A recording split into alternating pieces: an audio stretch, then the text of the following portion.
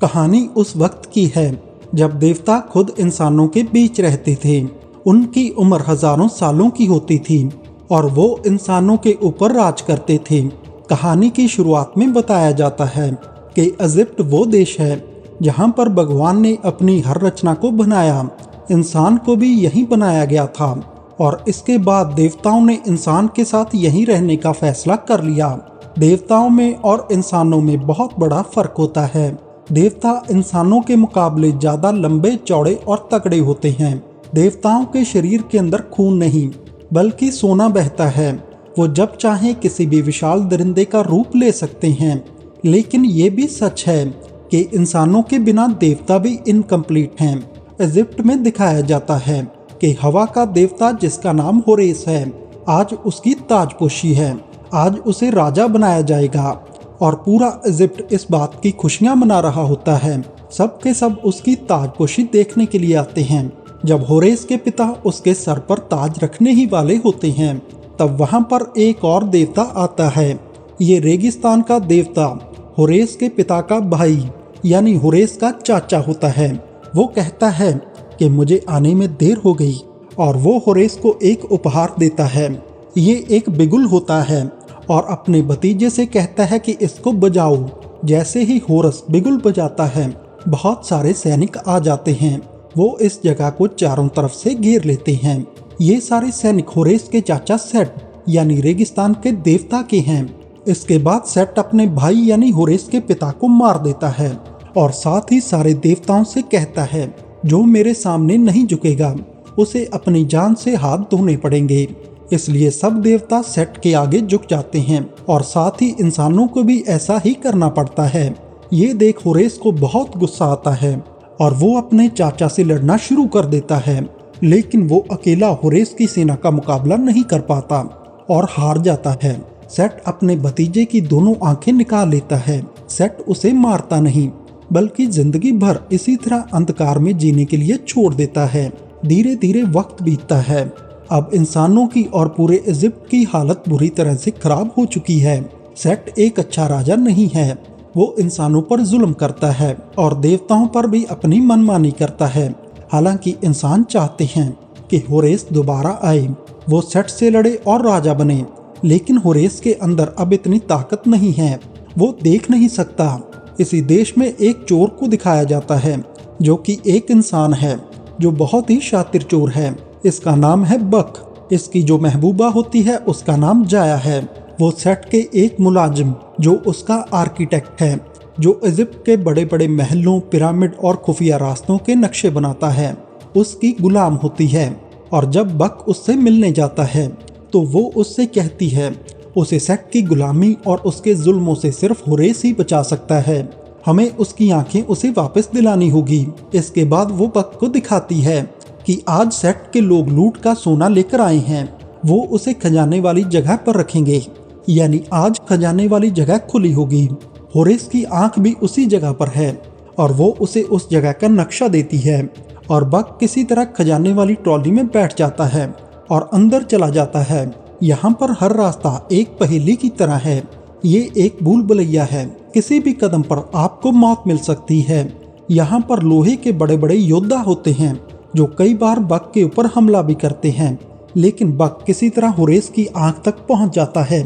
लेकिन यहाँ पर सिर्फ एक आंख होती है और बक उस आंख को हासिल कर लेता है। लेकिन जब बक जाया के पास पहुँचता है तो सेट का आर्किटेक्ट, जिसकी जाया गुलाम होती है, वो उसे घेर लेता है। उसे अब पता चल चुका होता है कि बक खजाने वाली जगह तक पहुंच गया था।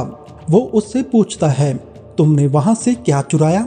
बक उसे एक बेशकीमती पत्थर दिखाता है और वो ये पत्थर ले लेता है और अपने आदमियों से कहता है, इन दोनों को पकड़कर बेड़ियों के आगे डाल दो। लेकिन इससे पहले वो ऐसा करते ही बक होरेस की एक आंख निकालता है। उसके अंदर इतनी रोशनी होती है कि सभी की आंखें चुंधिया जाती हैं। बक मौके का फायदा उठाकर जाया के साथ भाग जाता है, इससे पहले वो इनकी आंखों से ओझल हो सके। वो आर्किटेक्ट पीछे से एक तीर चलाता है जो जाया के सीने पर लगता है। लेकिन किसी न किसी तरह बक जाया को लेकर एक मंदिर तक पहुंच जाता है। यहाँ पर होरेस रहता है। इसके बाद बक होरेस से कहता है कि मेरे पास तुम्हारी एक चीज है, जो बेशकीमती है, मैं वो तुम्हें दे सकता हूँ, लेकिन तुम्हें मेरी एक शर्त माननी पड़ेगी। इस बात से हुरैस गुस्सा हो जाता है। वो कहता है, तुम्हारी इतनी हिम्मत, तुम मुझसे सौदा करोगे, एक देवता से? और वो उसके ऊपर हमला कर देता है। लेकिन आखिर में उसको बक की बात माननी पड़ती है। वो कहता है, बताओ मैं तुम्हारे लिए क्या कर सकता हूँ। बक उसे कहता है कि तुम्हें जाया को मौत से बचाना होगा। इसके बाद वो जाया को लेकर अंदर जाता है। हुरैस जो हवाओं का देवता है, वो पूरी कोशिश करता है कि वो जाया को जिंदा कर सके, लेकिन अब वो इतना शक्तिशाली नहीं है, ऐसा नहीं कर सकता। वो बक को कहता है कि तुम्हारी महबूबा मौत की तरफ बढ़ रही है। तभी वहाँ पर एक यमराज का दूत प्रकट होता है। वो जाया की आत्मा को उसके शरीर से निकाल लेता है। वो उसकी आत्मा से पूछता है, तुम मुझे क्या दे सकती हो? जाया के पास देने के लिए कुछ भी नहीं। और वो दूत उसे कहता है कि तुम्हें पुनर्जन्म नहीं मिल सकता। दरअसल इस वक्त के अंदर ये दिखाया गया है, जो मरने के बाद सोना दे सकता है उसी को पुनर्जन्म मिलता है, और जाया के पास ऐसा कुछ भी नहीं। और इसके बाद यमराज का वो दूत जाया की आत्मा को लेकर वहां से चला जाता है। इस बात से बक नाराज हो जाता है। वो हुरैस की आंख लौटाए बिना ही वहां से जाने लगता है, लेकिन हुरैस उसे पकड़ लेता है और बक को वो आंख लौटानी पड़ती है। अब हुरैस देख सकता है और वो बक से पूछता है, मेरी दूसरी आंख कहाँ है? उसे लगता है दूसरी आंख भी बक के पास है। बक उसे कहता है, दूसरी आंख मेरे पास नहीं, वो सेट के पिरामिड में है, मैं उसका रास्ता जानता हूँ, मैंने उसका नक्शा देखा है। इसके बाद हुरैस उसे छोड़ देता है। वो उसे कहता है, तुम्हारी महबूबा की आत्मा को स्वर्ग के 9वें गेट तक पहुँचने में कई दिन लगेंगे। अगर उससे पहले मैं राजा बन जाऊं, मैं तुम्हारी महबूबा को बचा सकता हूं। उसके बाद वो जाया के शरीर को वहां सुरक्षित रख के बाहर निकल जाते हैं। हुरैस अब किसी भी कीमत पर अपनी दूसरी आंख हासिल करना चाहता है। साथ ही वो सेट को मारकर अपने बाप का भी बदला लेना चाहता है। वहीं दूसरी तरफ सेट को पता चल जाता है कि हुरैस को उसकी आंख मिल चुकी है और इसमें एक इंसान ने उसकी मदद की है। इसलिए सेट इन दोनों को मारने के लिए अपने सिपाहियों को भेजता है। अब हुरैस और बक एक बहुत ऊंचे पहाड़ पर चढ़ जाते हैं। बक हुरैस से पूछता है, हम कहाँ जा रहे हैं? हुरैस उसे बताता है कि मेरे दादाजी यानी सूर्य देव के पास। इसके बाद वो सूर्य देव के चिन्ह पर खड़ा हो जाता है। वो अपने दादाजी की आराधना करता है। तभी उसका रूप बदल जाता है, यानी उसके पंख आ जाते हैं। अब हुरैस बक को उड़ाकर आसमान में दूसरी दुनिया पर ले जाता है। यहाँ पर उसके दादाजी रहते हैं। ये वो जगह है जहाँ पर सृष्टि की हर छोटी से बड़ी रचना को बनाया गया। इंसान को भी यहीं बनाया गया। हुरैस अपने दादाजी से कहता है, मुझे आपकी मदद चाहिए। तो सूर्य देव कहते हैं, तुम्हारे कहने का मतलब अब मुझे अपने सारे काम छोड़कर तुम्हारे हुक्म की तामील करनी होगी। तभी वो एक विराट रूप में आ जाते हैं और अंधेरे का बहुत बड़ा साया, जिसका नाम एपोफिस होता है, उस पर हमला करते हैं और उसे इस जगह से भगा देते हैं। दरअसल अंधेरे की दुनिया का ये शैतान पूरी दुनिया को निकल जाना चाहता है। हुरैस के दादा हुरैस से कहते हैं, तुमने देख लिया ना कि मेरे पास और भी बहुत सारे काम हैं। अगर मैं अपने बच्चों पर ध्यान दूंगा तो मैं दुनिया को कैसे संभाल पाऊंगा? हुरैस उसे कहता है, मेरे पिता को अंधेरे की दुनिया के इस शैतान एपोफिस ने नहीं मारा, बल्कि तुम्हारे दूसरे बेटे सेट ने मारा है। इसके बाद उसके दादा कहते हैं, इस दुनिया का हर इंसान और मेरे दोनों बेटे मेरे लिए सब बराबर हैं। इस दुनिया की अनिश्चितता मेरी मर्जी थी। इस दुनिया में कब क्या होगा किसी को नहीं पता। उन्होंने इस दुनिया को ऐसे ही बनाया होता है। वो हुरैस से पूछते हैं, तुम्हें क्या चाहिए? वो कहता है, मुझे पवित्र पानी चाहिए। उसके दादा कहते हैं कि तुम ले सकते हो। वो यहाँ से पवित्र पानी ले लेता है और बक को अपने साथ लेकर पृथ्वी पर वापस आ जाता है। लेकिन जैसे ही वो वापस आता है, उसकी सारी शक्तियाँ खत्म हो जाती हैं। अब हुरैस रूप नहीं बदल सकता, अब वो उड़ नहीं सकता।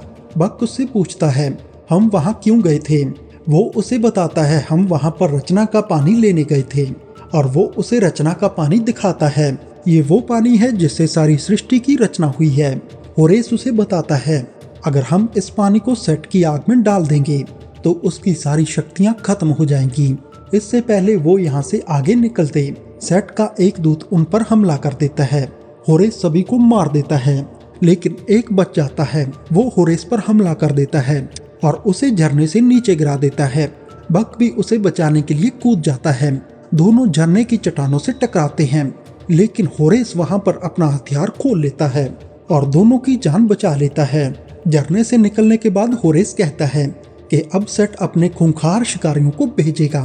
सेट अपनी 2 सर्प कन्याओं को, जो कि बहुत ही खूंखार होती हैं, उनको मारने के लिए भेज देता है और खुद वो प्यार की देवी के पास जाता है जिसका नाम हैथोर है और वो होरेस से बहुत ज्यादा प्यार करती है। वो आत्माओं की दुनिया में भी जा चुकी हैं। कभी वो मुर्दों की सलाहकार हुआ करती थी। सेट चाहता है कि वो उसे उस दुनिया में भी ले जाए। सेट उस दुनिया को भी जीतना चाहता है। हैथोर उसे रोक देती है। वो कहती है उस काम को करने की कभी मत सोचो जो तुम करना चाहते हो।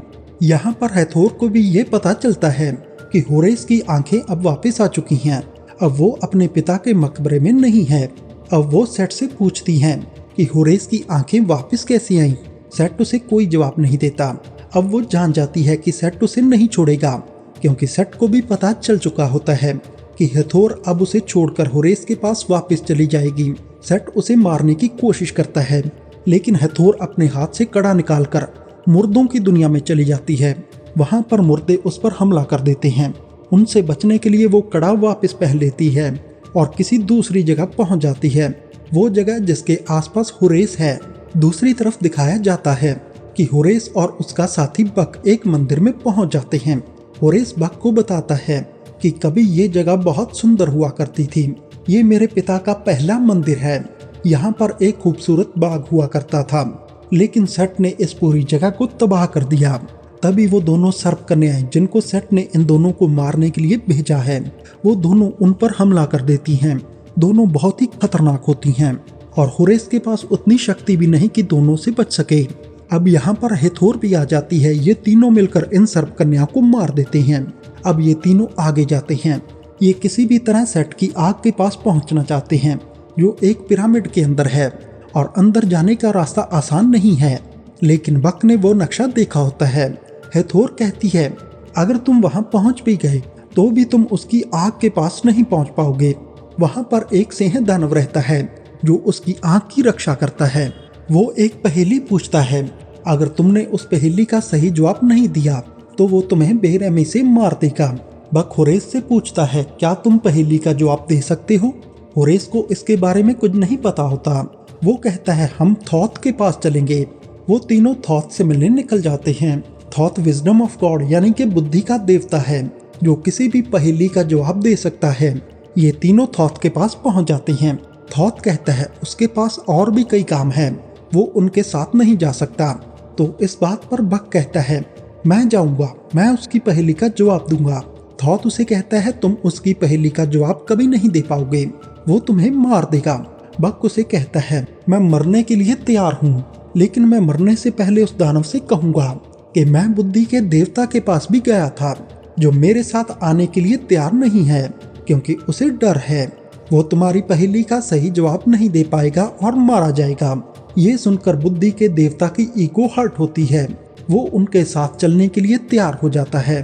वो चारों उस तरफ निकल जाते हैं जहाँ पर सेट की आग है, जिसके अंदर रचना का पानी डालने से सेट की सारी शक्तियाँ खत्म हो जाएंगी।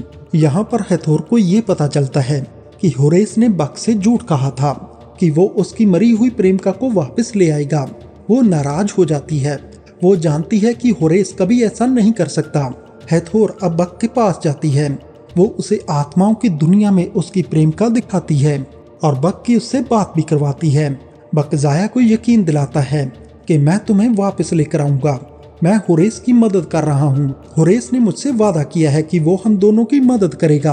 अब ये चारों उस पिरामिड के सामने पहुंच जाते हैं, जिसके अंदर सेट की आग है। ये पिरामिड बहुत ही खतरनाक होता है। यहाँ पर इन्हें कोई दरवाजा नहीं दिखाई देता। बक कहता है मुझे दरवाजे के बारे में पता है। हालांकि बक को दरवाजे के बारे में कुछ नहीं पता होता। बस इतना पता होता है कि अंदर एक बहुत बड़ा व्हील है, जिसे घुमाने के बाद यहाँ के दरवाजे खुल जाएंगे। बक पत्थरों के बीच से कूद जाता है। उसकी जान जाते जाते बचती है और बहुत संघर्ष करने के बाद वो उस व्हील तक पहुंच जाता है। बक इस व्हील को घुमाता है। व्हील को घुमाने के बाद पिरामिड के अंदर जो भी हलचल हो रही होती है वो सारी शांत हो जाती है। ये तीनों भी अब अंदर आ चुके हैं और अब इन्हें सबसे बड़ी चुनौती का सामना करना है, जो है सिंह दानव। वो सभी सिंह दानव के सामने पहुंच जाते हैं। वो उससे पहेली पूछता है, मैं नहीं था, लेकिन मैं हमेशा रहूंगा। किसी ने मुझे नहीं देखा, ना ही मुझे देख पाएगा।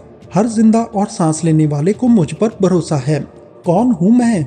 गॉड ऑफ विजडम, बुद्धि का देवता, इस बात का जवाब देता है। वो कहता है तुम अनुशासन हो, लेकिन ये जवाब गलत होता है। उसके बाद एक और जवाब देता है। वो कहता है तुम पवित्रता हो, लेकिन ये जवाब भी गलत होता है। अब इस दानव के हाथों के नीचे हुरेस दब रहा होता है।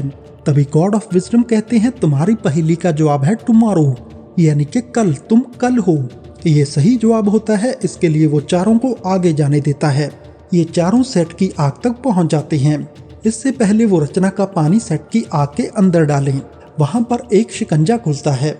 इसके अंदर हुरेस कैद हो जाता है और पीछे से सेट पहुंच जाता है और वो गॉड ऑफ विजडम यानी बुद्धि के देवता के सर से उसके दिमाग को निकाल लेता है। वो कहता है मुझे इसकी सख्त जरूरत थी। बक मौका देखकर रचना के पानी को उठा लेता है और वो उस पानी को सेट की आग में डालने ही वाला होता है। तभी सेट उसे एक तावीज दिखाता है। ये तावीज सेट की प्रेमिका की डेड बॉडी से उसने निकाला था। अब जाया की डेड बॉडी सेट के पास है। अगर वो उसे नष्ट कर दे तो जाया भी हमेशा के लिए नष्ट हो जाएगी। इसलिए बक रुक जाता है। सेट बक को ये बताता है कि होरेस ने उससे झूठ बोला है। वो उसकी प्रेमिका को जिंदा नहीं कर सकता। अब बक को सारी सच्चाई पता चल जाती है और सेट अब उस पानी को नष्ट कर देता है और यहाँ पर सबको मरने के लिए छोड़ देता है। अगले ही पल पूरा पिरामिड गिरना शुरू हो जाता है, लेकिन होरेस इन तीनों को बचा लेता है। वहीं अब सेट के पास बुद्धि के देवता का दिमाग है। वो एक नए अवतार में आता है और वो दिमाग अपने सर के अंदर फिट करवा लेता है। इसके बाद वो अपने पिता से मिलने जाता है।